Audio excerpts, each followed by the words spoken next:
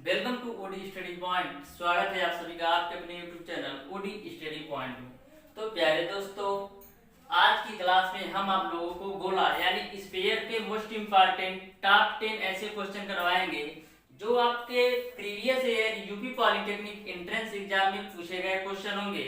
तो प्यारे दोस्तों, वीडियो को शुरू से लास्ट तक जरूर देखिएगा। तो स्टार्ट करते हैं आज की क्लास को। देखते हैं आज का पहला क्वेश्चन। पहला क्वेश्चन आपका है, एक गोले का संपूर्ण पृष्ठ 36 पाई वर्ग सेमी है, तो इसका आयतन है। ऑप्शन ए आपका है 27 पाई घन सेमी, ऑप्शन बी आपका है 36 पाई घन सेमी, ऑप्शन सी आपका है 30 पाई घन सेमी और ऑप्शन डी आपका है 45 पाई घन सेमी। तो गोले का आपको संपूर्ण पृष्ठ दे रखा है। गोले का संपूर्ण पृष्ठ, गोले का जो संपूर्ण पृष्ठ दे रखा है वो आपको दे रखा है 36 पाई। तो गोले का संपूर्ण पृष्ठ होता है आपका 4 pi R square. 4 pi R square बराबर आपका 36 पाई, पाई से पाई कैंसिल और यहाँ पर 4 आर स्क्वायर बराबर आपका है 36। 4 से 36 को काटेंगे तो 9 बार में, यानी आर स्क्वायर बराबर 9 है। तो आर बराबर कितना हो जाएगा 3।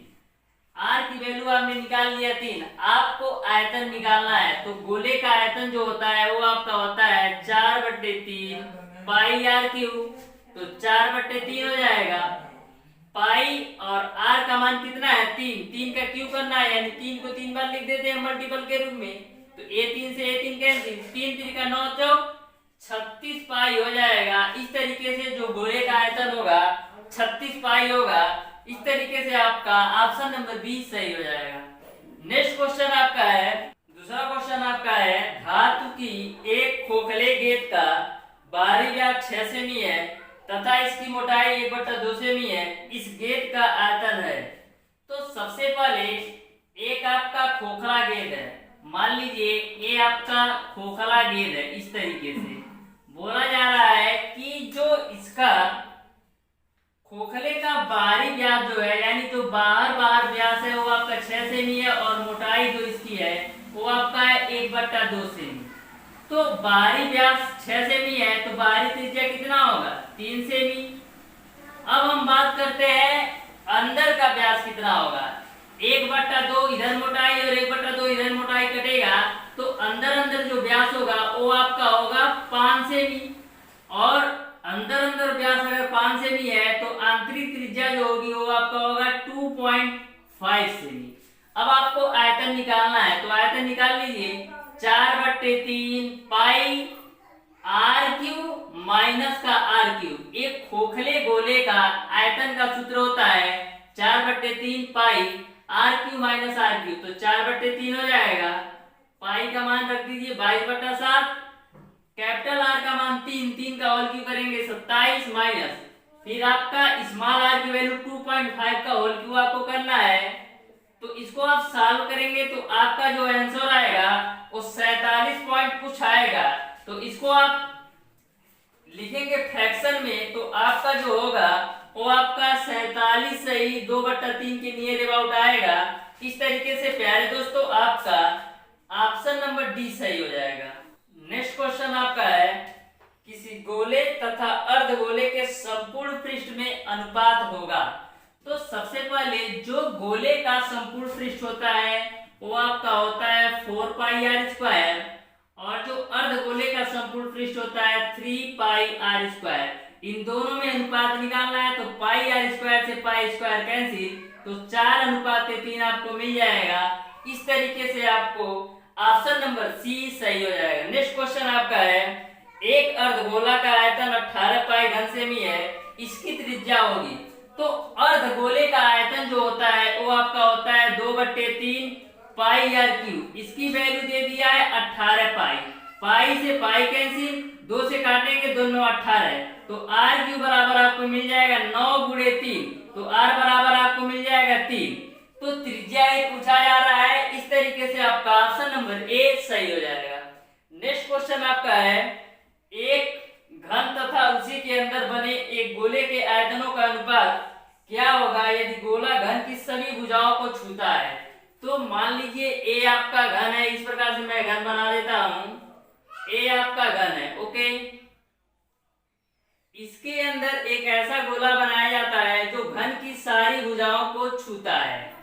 तो घन के आयतन की बात करें तो आपका मान लीजिए घन की भुजा ए है, तो घन के आयतन की बात करें तो ए की होगा, और इसके अंदर जो गोला है उसका भी आयतन, तो घन का आयतन और गोले के आयतन में अनुपात निकालना है। तो ए तो आपका हो गया घन का आयतन। अब गोले का आयतन क्या होता है, 4/3 पाई।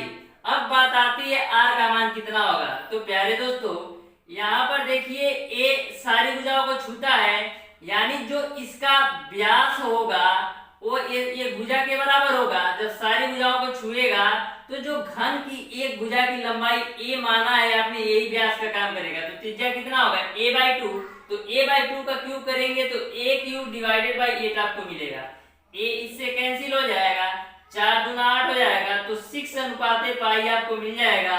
इस तरीके से आपका ऑप्शन नंबर बी सही हो जाएगा। नेक्स्ट क्वेश्चन आपका है 6 सेमी त्रिज्या के एक ठोस गोले को पिघलाकर 0.1 सेमी त्रिज्या का तार खींचा गया, तार की लंबाई होगी। तो इस क्वेश्चन को ध्यान से समझिएगा। गोले को पिघलाकर तार के रूप में कन्वर्ट किया जाता है।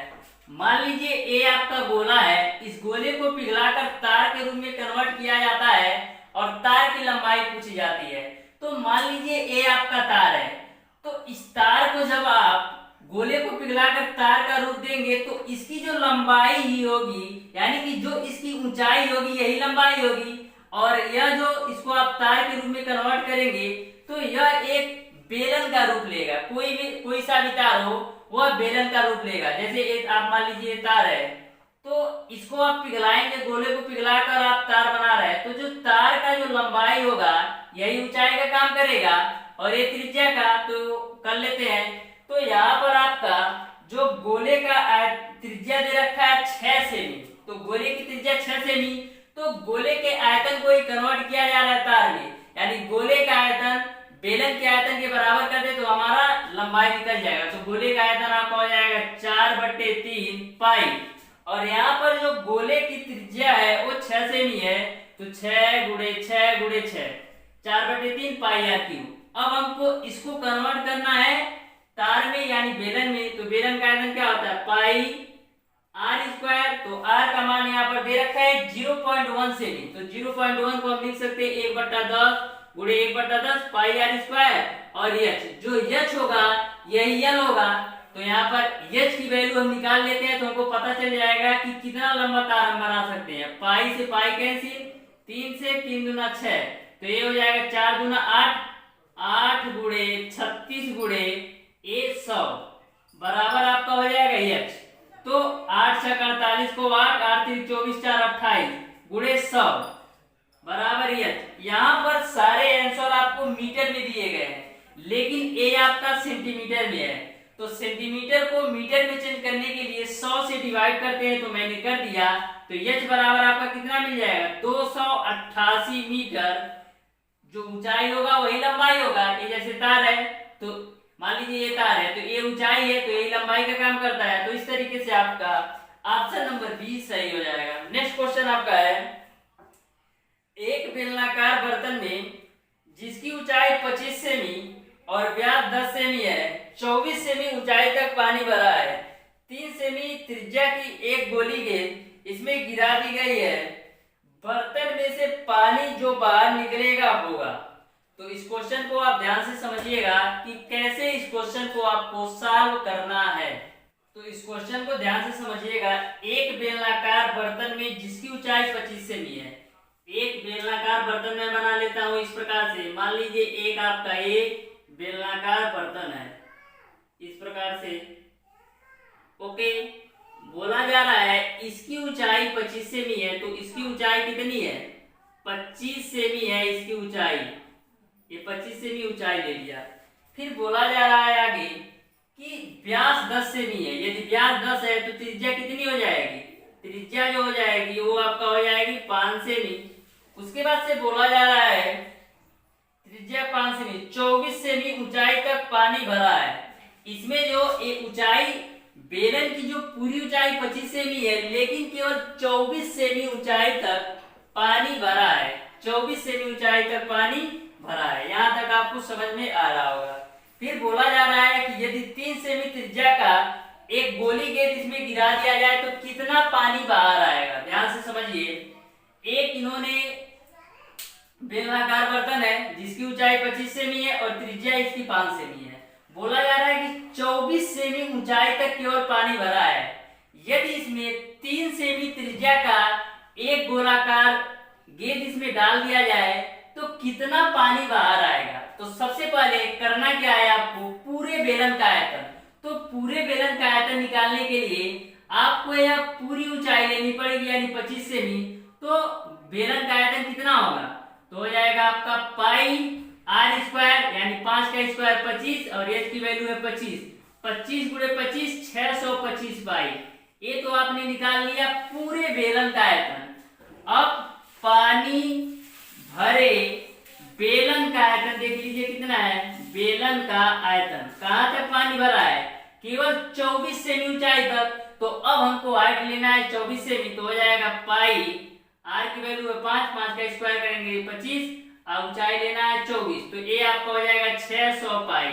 यानी जो आपका बेलनाकार बर्तन है उसका आयतन 625 पाई है, लेकिन पानी भरा है केवल 25 पाई।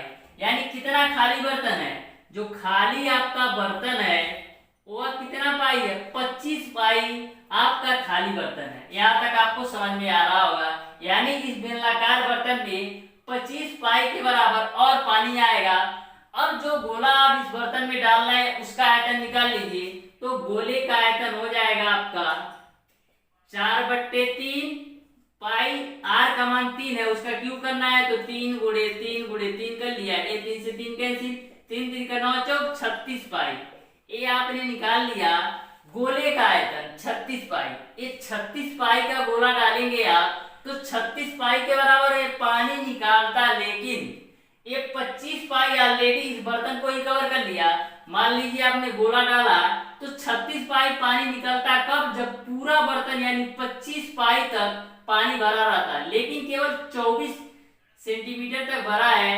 तो जो 25 पाई होगा इसको कवर करेगा, यानी गोला डालेंगे तो 25 पाई तो यहाँ तक आएगा, तो बचा जो पानी होगा वही बाहर आएगा। तो 36 में से 25 घटाएंगे 11 पाई आएगा, यानी 11 पाई के बराबर केवल पानी बाहर आएगा।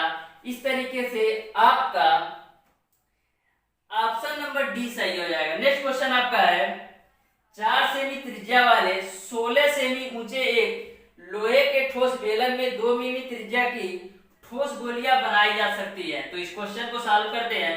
तो इस क्वेश्चन को ध्यान से समझिएगा। 4 सेमी त्रिज्या वाले 16 सेमी ऊंचे एक लोहे के ठोस बेलन से आपको 2 मिमी त्रिज्या की ठोस गोलियां बनाना है, तो कितनी गोलियां बना सकते हैं। तो ध्यान से समझिएगा। मान लीजिए ये आपका एक बेलन है, ये बड़ा सा बेलन है, इसको इन्होंने क्या किया, मान लीजिए इसकी त्रिज्या है आपका 5 सेंटीमीटर। बोला जाए कि 2 सेंटीमीटर के कितने बेलन बनाए जा सकते हैं, 2 सेमी त्रिज्या और 4 सेमी ऊंचाई में। तो करेंगे क्या है, आप पूरे बेलन के आयतन में सबसे छोटे वाले बेलन के आयतन से डिवाइड करेंगे तो आपको पता चल जाएगा कि कितने बेलन बनाए जा सकते हैं। सेम टू सेम इस क्वेश्चन को भी वैसे ही सॉल्व करना है। सबसे पहले आपको बेलन का आयतन निकालना है। अब बेलन के आयतन में आपको गोले के आयतन से डिवाइड करना होगा, तो आपको पता चल जाएगा कि कितने गोले बनाए जा सकते हैं। तो बेलन का आयतन निकाल लेते हैं। तो बेलन का आयतन होता है पाई आर स्क्वायर एच। तो यहाँ पर आपका पाई का मान रख देते हैं 22/7। आर की वैल्यू जो है वो आपका है 4 सेमी, तो 4 गुणे 4 और एच की जो वैल्यू है वो आपका है 16 सेमी। तो यहाँ पर हम 16 लिख लेते हैं। तो इस तरीके से आपने जो बेलन का आयतन है वो निकाल लिया 4 पाई आर स्क्वायर। तो इसको पाई ही रखते हैं, तो 4 चौक 16। अब 16 गुणे 16 करेंगे तो आपको कितना होगा, 256 पाई। यहाँ तक आपको समझ में आ रहा होगा। मैंने बड़े वाले बेलन का आयतन निकाल लिया। अब बोला जा रहा है कि 2 मिमी त्रिज्या की ठोस गोलियां बनाई जाती हैं। तो पहले जो छोटी गोलियां बनाई जाती है उसका आयतन निकाल लीजिए। तो आयतन होता है 4/3 पाई आर क्यूब। यहाँ पर एक बात आपको समझनी है, जो आपका बेलन का डायमेंशन दिया है, जो बेलन की माप दिया है वो आपका सेंटीमीटर में दिया है, लेकिन जो गोले की माप दिया है वो मिमी में। तो मिमी से सेंटीमीटर में चेंज करने के लिए 10 से डिवाइड करना होता है। तो यहाँ पर 2 मिमी त्रिज्या दे रखा है, तो इसको लिखेंगे 2/10 गुणे 2/10 गुणे 2/10। इसको मैंने क्या किया, ए मिलीमीटर में दिया था 2 मिलीमीटर, इसको मैंने सेंटीमीटर में चेंज कर लिया। अब करना क्या है, पूरे गोले के आयतन में, पूरे बेलन के आयतन में एक गोले के आयतन से डिवाइड कर देना है, तो n की वैल्यू आ जाएगी, यानी नंबर ऑफ गोले की वैल्यू आ जाएगी। तो कर लेते हैं, तो 4/3 पाई AR की, तो 2 दूना 4 दूना 8/1000। ओके, ए पाई से ए पाई कैंसिल, 4 से काटिए, 4 छक 24, 4 छक 16, फिर 8 से 8 हटाए 64, ये 3 आपका ऊपर जाएगा, तो 8 3 24 हो जाएगा, और 3 जीरो लगा दीजिए, यानी 24,000 गोले बनाए जा सकते हैं 2 मिमी त्रिज्या के। नेक्स्ट क्वेश्चन आपका है, 3 ठोस गोले जिनकी त्रिज्या क्रमशः 3 सेमी, 4 सेमी, 5 सेमी है को पिघलाकर एक गोला बनाया जाता है, इसकी त्रिज्या है। 3 ठोस गोले हैं, तो 3 ठोस गोले हैं, R1 का मान आपको दे रखा है 3 सेमी, R2 का मान आपको दे रखा है 4 सेमी, और R3 का मान आपको दे रखा है 5 सेमी। 3 ठोस गोलों को पिघलाकर एक बड़ा गोला बनाया जाता है, जिसमें तीनों गोले की त्रिज्या दे रखा है, R1 का मान 3 सेमी, R2 का मान 4 सेमी और R3 का मान 5 सेमी। तो करना क्या है, सबसे पहले R1 से पहले गोले का आयतन, और R2 से दूसरे गोले का आयतन, और R3 से तीसरे गोले का आयतन आपको निकाल लेना है। तो निकाल लेते हैं, तो यहाँ से आपका 4/3 पाई R क्यूब, यानी 3 का क्यूब करेंगे तो 27, सेम टू सेम यहाँ पर भी करना है, तो 4/3 पाई R क्यूब, यानी 4 का क्यूब करेंगे तो 64, फिर यहाँ पर भी कर लीजिए, तो 4/3 पाई 5 का क्यूब करेंगे तो आपको मिलेगा 125। अब आपको बड़े गोले का आयतन निकालना है, तो V बराबर क्या होगा, V1 प्लस V2 प्लस का V3। तो यहाँ से आपका तीनों में आप देख रहे हैं कि 4/3 पाई 4/3 पाई 4/3 पाई कॉमन है, तो 4/3 पाई मैंने कॉमन ले लिया। अब 27, 64, 125 को आप जोड़ लीजिए, तो आपका होगा 216। तो 216 आपका हो गया, 4/3 पाई 216 हो गया। तो गोले का आयतन क्या होता है, 4/3 पाई R क्यूब बराबर आपका हो जाएगा 4/3 पाई गुणे 216। ये 4/3 पाई से 4/3 पाई कैंसिल हो जाएगा, सॉरी यहाँ पर, तो R क्यूब बराबर आपको मिल जाएगा 216। तो R की वैल्यू यहाँ से आपको मिल जाएगी 6 सेंटीमीटर। इस तरीके से आपका ऑप्शन नंबर सी सही हो जाएगा। नेक्स्ट क्वेश्चन आपका है, 10 सेमी व्यास के गोले का भार 7.5 किग्रा है, उसी पदार्थ के गोले का जिसका व्यास 6 सेमी है भार है। तो इस क्वेश्चन का आंसर आप लोग कमेंट बॉक्स में कमेंट करके जरूर बताइएगा। प्यारे दोस्तों, इस क्वेश्चन को सॉल्व करने के लिए सबसे पहले करना क्या होगा, आपको 10 सेमी व्यास वाले गोले का आपको आयतन निकालना है। तो 10 सेमी व्यास वाले गोले का आयतन निकालेंगे तो उसके इक्वल 7.5 किग्रा दिया है, लेकिन करना क्या है, आपको जो आपका गोले का व्यास दिया वो सेंटीमीटर में है, लेकिन भार आपका किग्रा में है। तो आपको सीजीएस पद्धति में चेंज करना है, यानी कि जो आपका किग्रा है उसको ग्राम में चेंज करना है। तो किग्रा को ग्राम में चेंज करने के लिए 1000 से मल्टीप्लाई कर लीजिएगा, तो 1 पाई की वैल्यू आपका आ जाएगा, और 1 पाई की वैल्यू जब आ जाएगा आपका, तो जो 6 सेमी व्यास का भार पूछा जा रहा है तो उसका आप आयतन निकालिएगा। तो जितना पाई आएगा, 1 पाई की वैल्यू आपको पता है, तो जितना पाई आएगा उसमें आप उतने से मल्टीप्लाई कर दीजिएगा, तो आपका आंसर आ जाएगा। तो इस क्वेश्चन का आंसर सॉल्व करके जरूर बताइएगा। यदि आपसे सॉल्व नहीं होता है तो नेक्स्ट क्लास में मैं आपको इसको बता दूंगा। तो प्यारे दोस्तों, आज की क्लास को इधर करते हैं। वीडियो अगर पसंद आया तो ज्यादा से ज्यादा लाइक, शेयर और सब्सक्राइब जरूर कीजिएगा। बेल आइकन दबाना बिल्कुल मत भूलिएगा, जिससे हमारी लेटेस्ट आने वाली वीडियो आपको मिलती रहे सबसे पहले। धन्यवाद।